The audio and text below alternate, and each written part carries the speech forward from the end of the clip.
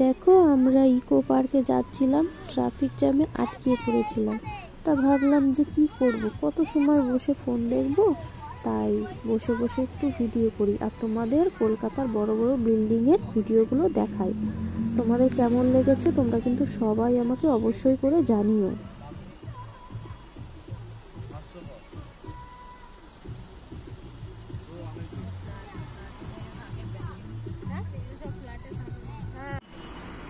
দেখো এই ভিডিওটা দিতে হয়তো আমার একটু লেট হয়ে গেছে, কিন্তু কি করব বলো, কিছু তো করার নেই, কারণ ভিডিও দিতে গেলে তার এডিট করতে হয়, ভয়েস দিতে হয়, তাই জন্য একটু সময়েরও তো ব্যাপার আছে, সেই জন্য একটু লেট হয়ে গেল ছাড়তে। আর আজকের ভিডিওটা তোমাদের কেমন লেগেছে তোমরা কিন্তু সবাই আমাকে অবশ্যই করে জানিও।